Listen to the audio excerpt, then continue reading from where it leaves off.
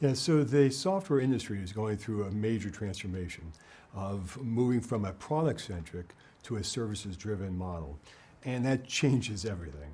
It changes the go-to-market strategies, it changes the corporate culture, it changes the way they package and price their solutions, but most importantly, it changes the architecture for delivering their solutions. So what's new about software as a service is that it's built on what is called a multi-tenant architecture, which is essential for creating the service delivery mechanism in a scalable and economic fashion. You know, with multi-tenancy, what organizations are able to achieve, that is software organizations are able to achieve, is this one-to-many idea, which permits a subscription pricing model to work. Whereas in the old world of the application service provider, we were basically moving the smelly cheeses, I like to say. What we were doing was we were moving the single instance of an application from the customer's data center to the vendor's data center, and there's no real economic benefit to that, to either the customer or the vendor. And as a result, that model doesn't succeed. It hasn't succeeded historically. So with multi-tenancy, we're able to overcome the economic and operational barriers to success, and that's why SaaS has become so popular today.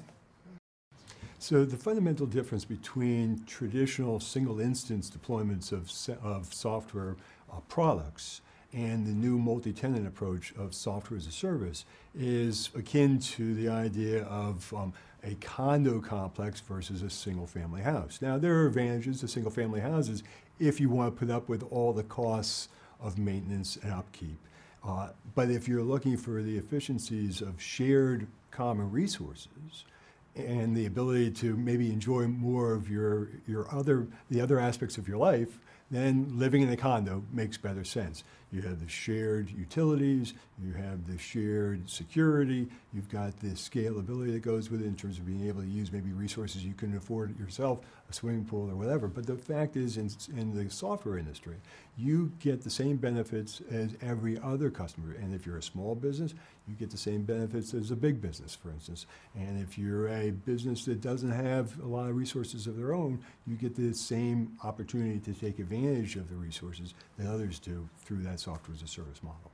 So the multi-tenant architecture enables a software provider to achieve certain benefits across the entire life cycle of their operations.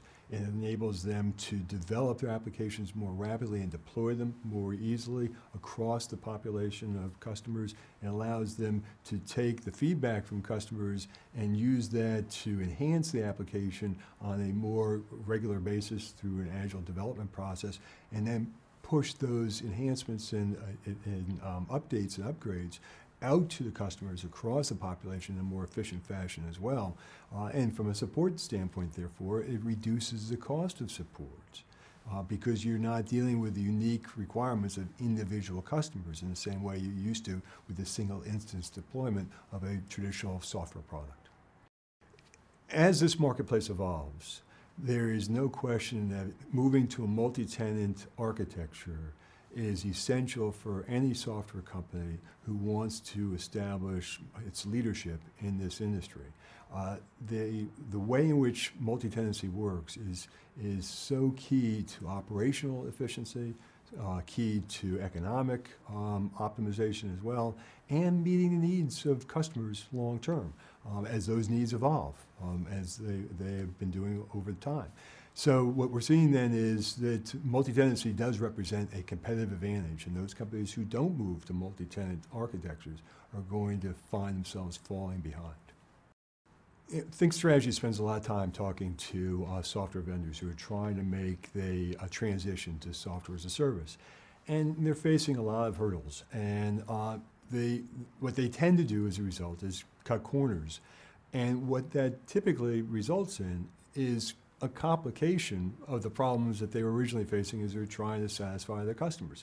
The fact of the matter is that they're hesitant to make the leap to a multi-tenant architecture because they're not truly committed to moving down the path towards SaaS. And until they make that psychological commitment, they can't make the architectural one. So what we've also found is that the cost of not moving to a multi-tenant architecture can be enormous for a traditional software vendor trying to become a SaaS vendor. The costs include additional development costs to try to support multiple versions of their software product, additional support costs to support the customers on those multiple versions, confusion around the packaging and pricing of the solution itself. And as a result, it limits not only customer adoption and growth, but it may also affect your go-to-market strategy when you start thinking about channel strategies as well. So I started Think Strategies in 2001 when I first began to recognize not only the opportunities but the challenges associated with moving from a product-centric to a services-driven model. And we were seeing a number of the ASPs of that time floundering because they couldn't scale their business. Ironically, there's still some software companies trying to use the ASP approach as a first step towards that transition process. And inevitably, they find themselves stuck in the mud, basically, as they try to make that transition. This marketplace is going to demand a faster shift towards SaaS in the form of multi-tenancy because not only are we seeing an accelerated demand today, but we're seeing a new generation of net-savvy workers coming to the marketplace who are not going to accept anything less than the on-demand capabilities that only multi-tenancy can achieve. So just as we've seen the movement to the web in the form of e-commerce and e-banking become mainstream, despite the demise of the dot-com era, the fact of the matter is that software as a service is only going to continue to grow and will only achieve its full potential as more and more companies adopt a multi-tenant architecture.